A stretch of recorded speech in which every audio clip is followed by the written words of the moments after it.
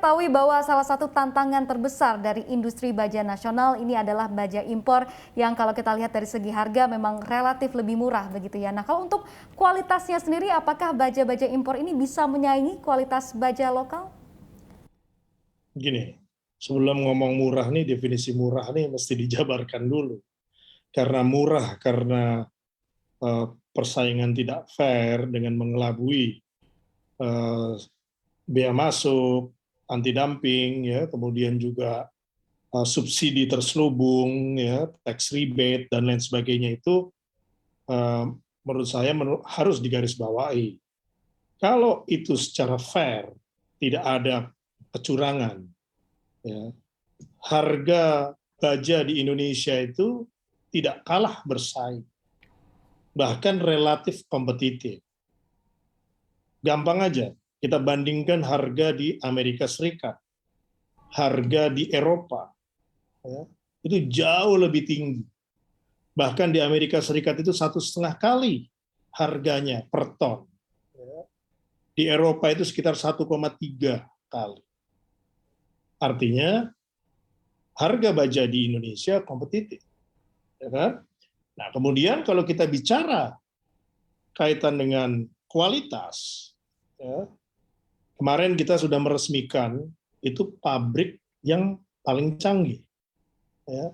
Artinya kualitasnya sudah pasti bagus. Nah, salah satu contoh adalah produknya sudah diterima di Eropa. Eropa memiliki standar yang tinggi kaitan dengan kualitas. Jadi kualitas itu sudah tidak relevan lagi dipertanyakan kalau itu produknya produk Indonesia.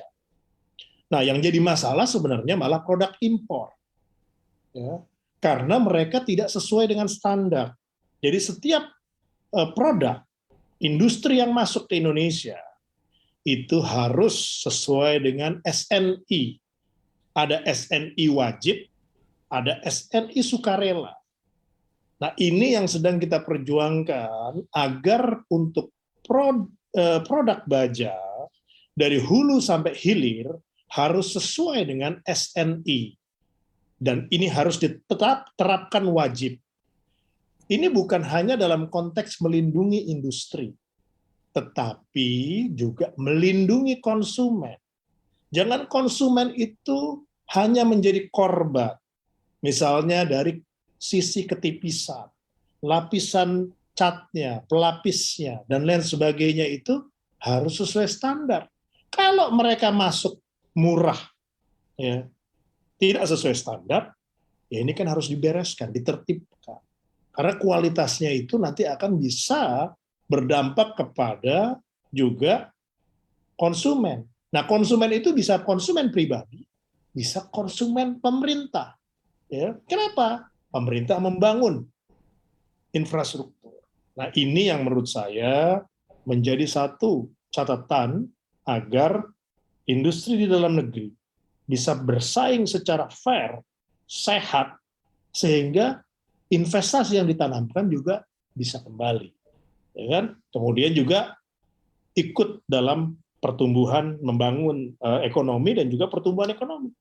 Namun kalau kita lihat beberapa pihak begitu ya Pak Silmi seperti Jinsi begitu mengatakan bahwa produksi yang dipunyai oleh Kras saat ini belum memenuhi kecukupan atau kebutuhan baja yang ada di tanah air ini. Nah, sehingga perlu dibuka yang namanya keran impor. Seperti apa Kras melihat terkait dengan hal ini?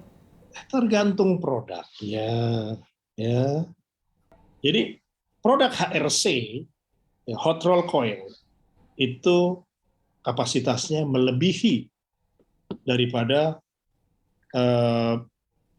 demand. Ya, makanya kita bisa ekspor. Kemudian kalau kita lihat produk turunannya, CRC, ya, hanya CRC untuk otomotif, ya, yang kiranya menjadi satu tantangan.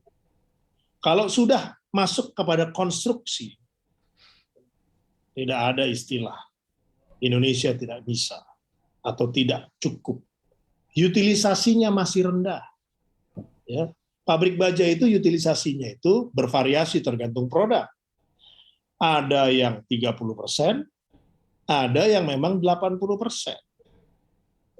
Otomatis namanya Ginsi fair-fair saja menyatakan demikian karena memang sebagai importir. Nggak apa-apa, gitu, baik-baik aja. Cuman kan harus ditata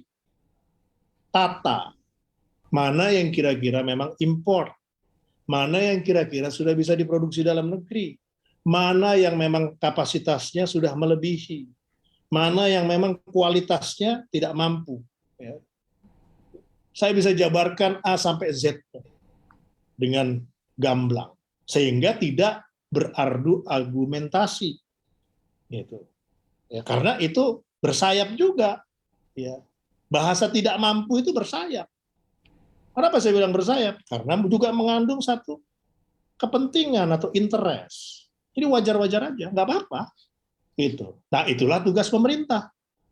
Untuk supaya apa? Semua pemain ya, atau player ya, dalam dunia usaha mendapatkan satu level playing field yang sama, yang baik. Sehingga masing-masing bisa tumbuh. Untuk informasi lebih lengkap dan berita terkait, klik link yang ada dalam deskripsi. Dan jangan lupa untuk install aplikasi CNBC Indonesia di App Store dan juga Play Store. Jangan lupa subscribe ya.